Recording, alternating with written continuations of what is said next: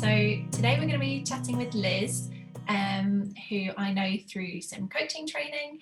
And Liz, you live in a unusual type of home. Do you want to tell us where you live? Yeah, I live on a narrowboat in London, in and around London. At the moment we're in Mile End, but we move around, we don't have a mooring. So it's a 50-foot narrowboat as opposed to one of the bigger ones that you see. Do you know what your kind of square meterage of your narrowboat is? Well, I looked it up and I think it might be 27 square meters. Does that sound viable? It's 6 foot wide and it's 50 foot long. But there is a bit at the back because it's what's called a cruiser stern, so it's got a big outside bit at the back, so that doesn't really count as inside space. So that probably would knock about 5 foot off it, I would imagine. Nice, yeah. So 6 foot wide, that's a good way to think of it. I think of it being a 6 foot wide long room.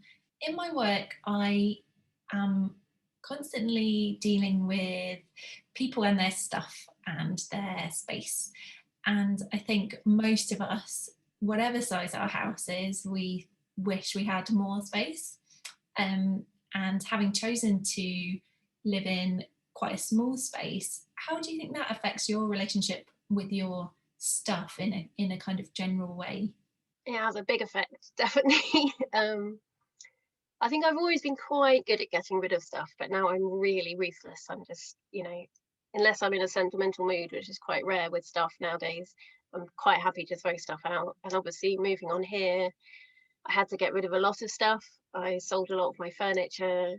I downsized all my clothes and, all the kitchen stuff you accumulate over many years. You just really have to think, okay, what do I actually need? Do I need 6 saucepans or do I just need one, really? So it's changed my relationship with stuff in terms of how much I accumulate, how much I have, and how much I realize I need. But also, it really stops me buying stuff unnecessarily. But if I see something I like, I'm much, much stronger in sort of saying, do you actually need that? No, put it back. Because where's it going to go? There's nowhere for it to go. Yeah, so having less space, it's kind of before you buy something, it needs a home to go into rather than, I suppose, yeah, it stops you impulse buying quite drastically. Yes, definitely. I mean, especially clothes, I have really limited space for clothes. So I can't just sort of go buying lots of jumpers or anything because they take up so much space. Yeah, so do you have any kind of little clever storage solutions to make the most of the space that you have? Not really, unfortunately, to let you down on that one. We have a lot of storage space under the sofa, which is very good. And everything goes under the bed in boxes because the bed's a bit higher than a normal bed. So you get lots of boxes under there. My main tip really is just to not accumulate stuff that you don't need. It's just realizing how much you don't, we think we need all this stuff, but it's so freeing to get rid of it. Actually, it feels really freeing to just not be like burdened down with all the stuff that you don't need. So that's really my main tip. Just look at things before you buy them and think, do I need this? Imagine if I was living on a narrowboat, where would it go? I love that. So put your imagination into living in a narrowboat as to whether you need it. That's brilliant. Yeah, it's not just stuff, it's sort of everything really. You think about everything you're using a lot more because we have, like, water, for example, we have a water tank at the front. When that runs out, it's a pain. You have to go and fill up the water tank. You might have to travel quite a distance to do it. So we're really careful with water. We really think about what we're using. And rubbish, we have to get rid of our own rubbish. So we really think about what we're buying, whether it's in lots of unnecessary packaging, all that kind of thing. Yeah. So how does that work with rubbish disposal? It's difficult. It's one of the difficulties. There are special boater bins around the place, which if you're in London, you'll probably notice them now that you know about them. They're sort of scattered around the place, but there's not very many. So really the best thing is just to keep it in little bags and just get rid of it in bins when you can. Public bins, not random people's bins. Yeah. Wow, that sounds fiddly. So yeah, I can imagine that you're really making an effort to track down stuff with less packaging you know, environmental reasons and everything as well, but just for the faff of having to actually get rid of it. And food, how do you store? You know, today we turned the fridge on for the first time since, Mm. you know, September. So that's an exciting moment. Oh Having a wow. So That's something else you have to consider. how does it work usually then with the fridge? Well, in the winter we just have a cool box outside because there's not enough electricity from the sun to power the batteries to power the fridge. It is a special 12-volt boat fridge, but you still need enough sun, which we've got today for the first time. So everything's gone in the fridge quickly. Yeah, oh wow. So yeah, it just stays in the kind of the coolness of outdoors. Yeah, which actually really affects how you shop as well, obviously, because you know if you're gonna buy milk, you want to just buy a little one and you have to use it quite quickly, and you wouldn't bulk buy at all because it just won't last, and we tend Mhm. to end up eating more stuff from tins and dried foods and stuff. And how long have you lived on the boat? It'll be 3 years in June. And then what made you decide to live on a boat rather than a house or a flat? um well, probably a bit of a crazy decision, I suppose. I'd never been on one before, so that's why it's a bit crazy. But a few years ago I got divorced from my husband, very amicably, but that ended, and we were at the time living in kind of a rural town in Essex. But I decided to come back to London, which is where I'd lived when I was in my 20s. Obviously, it's really expensive, and I didn't really want to go back to house sharing, so I wasn't really sure what to do. And I used to take a lot of walks with one of my best friends along the canal when I was going through all that. And I just got really taken with the idea of it. I loved seeing all the boats, and I'm quite nomadic. I think I'm not very good at sticking in one place. I get bored very quickly. So the idea of being able to move around all the time was very appealing.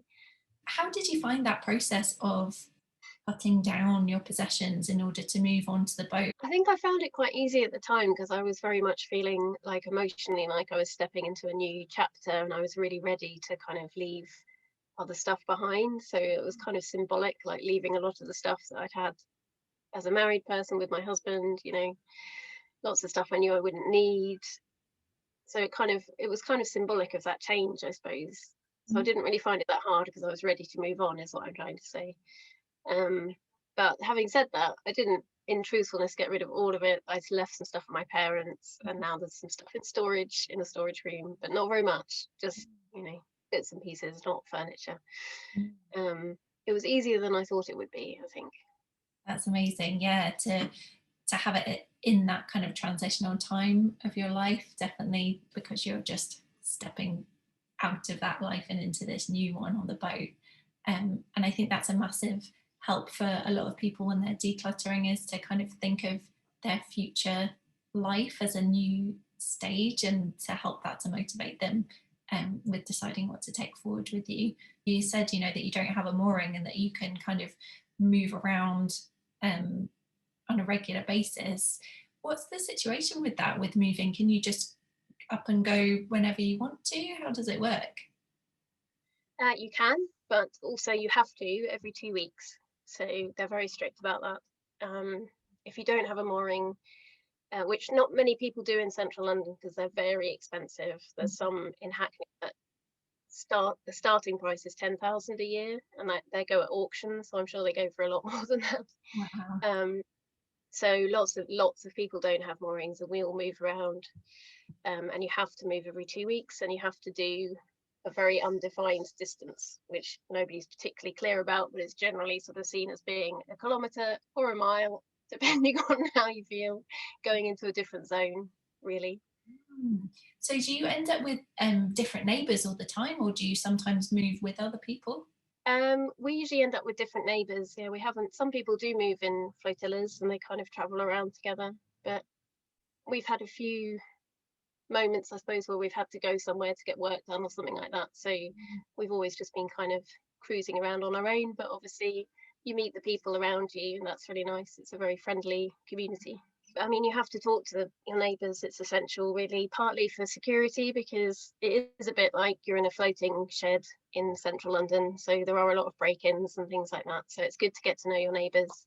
But also, if you need to move, like at the moment, we've got another boat double moored onto us. Mm. So normal in central London. So if we when we need to move, we need, we might need their help, or we need to tell them or whatever. But also just because of the way the lifestyle is, you very often find yourself needing help.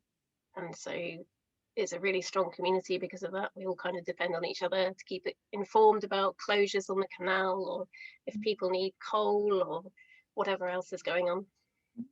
Cool. So would you say that sort of boat people are sort of community spirited people, and sort of that's a shared thing with most boat people? Most, yeah. I mean, not all, obviously. Just like anywhere in life, there's a few kind of people who'd rather be left alone. Mm, But generally, I think it's really, really friendly. yeah. The boat women community particularly is incredibly strong. It's really amazing. Oh, amazing. So yeah, so it really is a lifestyle. It's not just about you and your boat, it's about joining a whole community and a way of life.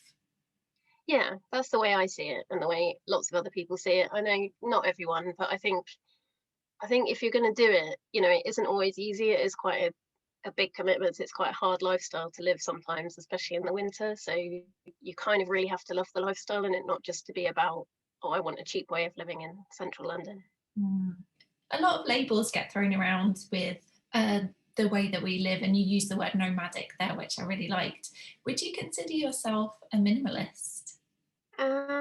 I don't think so, because if you were to be able to see closely what's going on in here, there's some clutter around the place, and I like objects and things and decorations, and it's quite eccentrically decorated. I'm not sure. There's just different things from different places, and so to me, minimalism is more like everything's the same color, and there's not very much furniture, and it's quite, that's probably not me.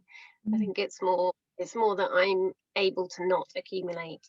I like being able to have space to walk around in it, and if you have too much stuff, you'd just be tripping over all the time. Yeah, so kind of being limited by the space, but not considering yourself a minimalist. I think there's a lot of different ways that people define minimalism. And yeah, I think a big one is that kind of everything's white and sleek and you can't see anything. But I think there's also a kind of definition, which is kind of only having the things that you really need, and that really serve a purpose, and anything on top of that is not present. Yeah, I can see you've got some nice quirky decorations, and yeah, it looks really homely. It doesn't, you described it as a floating shed, but it doesn't look like a floating shed. It looks like a lovely warm home. What was it like when you first, like the first night you spent on there? Oh, it was terrifying. Yes, I bought it. When I bought it, I was on my own. My boyfriend moved in last year, but I had it on my own for quite a while. Mhm. And the first night after the buyer left me, he was racing to get to the airport, so it was all a bit quick and rushed, and he left. And then suddenly I was there, and I was like, oh God, I don't know anything. What have I done? I don't know how anything works. It was really scary, and nothing was really unpacked. And then it got dark, and I sort of started panicking about the batteries, because that's a major issue, like electricity and solar power and all that. I didn't really understand how it worked.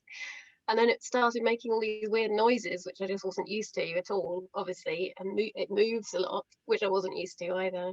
And the water comes up under the bottom sometimes and makes these funny kind of bubbly noises. And I was convinced it was sinking, completely convinced. I was in a state of panic for like hours in the middle of the night.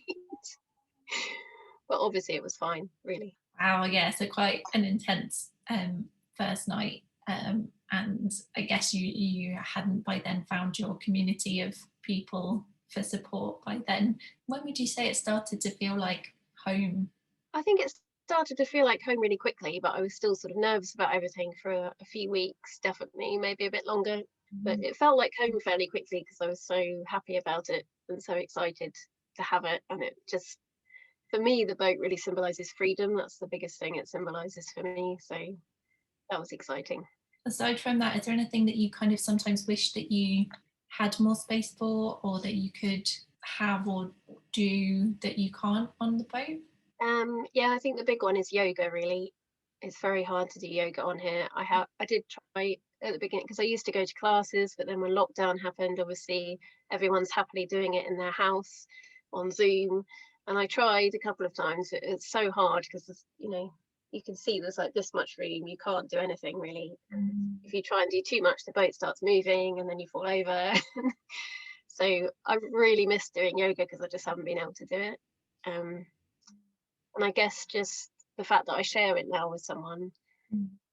not having any private space is quite difficult. So we're kind of both very aware of that, and we make sure we make time for each other to have time alone if we need it. But I meditate quite a lot as well, and that's quite hard when there's somebody else clattering around at the other end of the boat, because there's no doors, obviously, so you can't kind of shut yourself off. So you're sort of sharing all the sound all the time. So if someone's watching TV, you're basically watching TV, that kind of thing. Yeah, so not having a door to close on yourself or the other person when you want to. Do you think you'll continue to live on the boat for the foreseeable future? Do you have plans to stay on it or move from it? I don't know. It's really, I've sort of lost the ability to look into the future in my later years, and I really find it hard to imagine what I'll be doing in a year's time or 2 years' time. Or, I mean, I'm happy on it at the moment. I love traveling about. I love being able to live in Angel, Islington for free. Um, so yeah, I'm happy for the moment. Great, yeah, just living now and loving it. That's fantastic. So, what advice would you give someone who is considering moving onto a boat or another kind of compact living solution? And I would say talk to people who've done it and get their tips, because it's very easy to assume you know things when you don't really. If you're buying a boat, always get it surveyed, always, before you buy it. Beware of London prices, they're ridiculous. Um, but generally, I think no matter how tempting it is to move into a small space because it's cheap or trendy or whatever else, whatever other reasons, it's got to be for more than just saving money.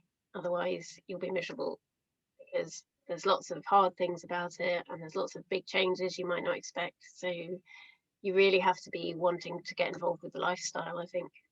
It's so interesting because for most people, it's like you decide to move house to be in a different area, to have a different kind of space, but for you, you take your house with you, and I find that so interesting that it's kind of that whole moving side of things. You kind of you get the different areas all the time, but you're bringing your own home with you, and it's such a different experience. Yeah, I really love it. I'm like a snail, I suppose, carrying my house around. But it's really fun when you go on holiday, like in the summer last year, in the brief gap of lockdown, we went all the way out west up to Tring, which was kind of a holiday. And it's just amazing to be on holiday, but you've got all your things that you could possibly need while you're on holiday, and you don't have to worry about forgetting anything, you know.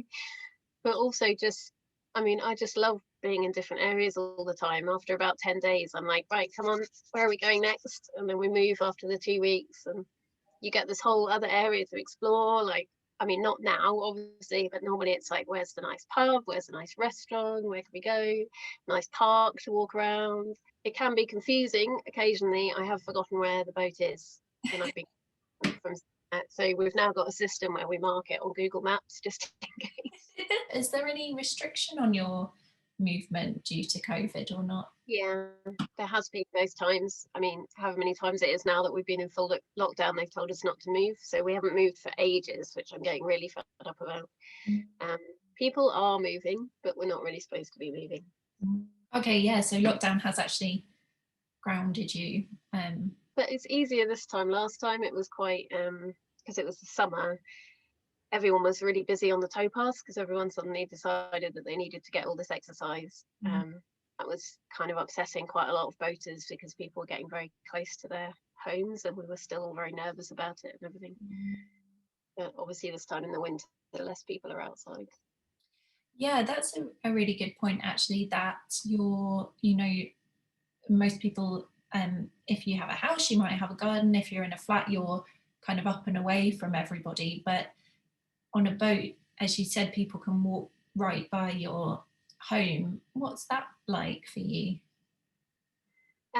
Takes a bit of getting used to, especially if you're in the centre. Say if you're in like Angel, Islington or something, the towpath pavement bit is sort of right outside your bedroom window, so you can hear these people jogging at 6 in the morning, like basically next to your head. So that's a bit weird. Um, but I'm kind of used to it now. The dog isn't a huge fan. there's apparently a huge problem of overcrowding of boats in London, we keep being told. And they're trying to bring in lots of measures to get rid of us, which is sad. But there's a lot of conflicting interests with boaters who want to go wherever we want and all this kind of stuff. Residents who don't like the smoke coming out of the chimneys or the noise of the engine, you know, particularly in smarter areas, I would say. Yeah, so there is quite a lot of sort of political conflict going on around the lifestyle as well. Yeah. Yeah, it's difficult. There is a bit of tension, more in the centre and in the east. I noticed when we went out west last year, everyone was very friendly. We didn't have any problems at all. People were waving from their gardens and things. Very nice. That's nice. Oh, so you get land neighbours as well as water neighbours. Yeah, we had a lovely guy last year. We went all the way down the River Stort to the end to Bishop Stortford, and we were moored opposite a nursing home. And there was this elderly guy who would come out and he was taking pictures of the birds, and he took quite a few pictures of our boat, and he would always wave and say good morning, you know, it was really nice. And he actually came down, he printed them off for us and came down to give us the pictures of the boat. And he said that it was during lockdown and he hadn't really seen anyone for ages, and it was really sweet. But yeah, it's a bit, I do miss having my own kind of private outside space, because I can sit on the front, I can sit on the roof, but then, you know, there's no garden for like just to let the dog out just for a minute or something like that, you know. Unless you're in more rural areas, then you kind of feel like you've got the space outside. Yeah, I bet that's lovely when you're moored up somewhere rural and it's just you in the middle of nowhere. Yeah, it's beautiful. I love it. I do miss it. Yeah, that sounds great. Have you got any plans for going somewhere nice once lockdown's lifting? Yeah, I think we're going to head up the River Lee, which is our normal route. So go out towards the River Stort, which is really beautiful, very rural, lots of kingfishers and lovely. You know, you're so much closer to nature. You're basically in nature, really. So that would be really nice.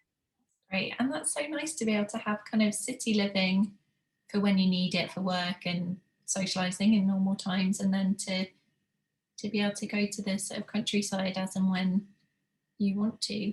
That sounds fantastic. I'm kind of being what's the word, converted now. Do it.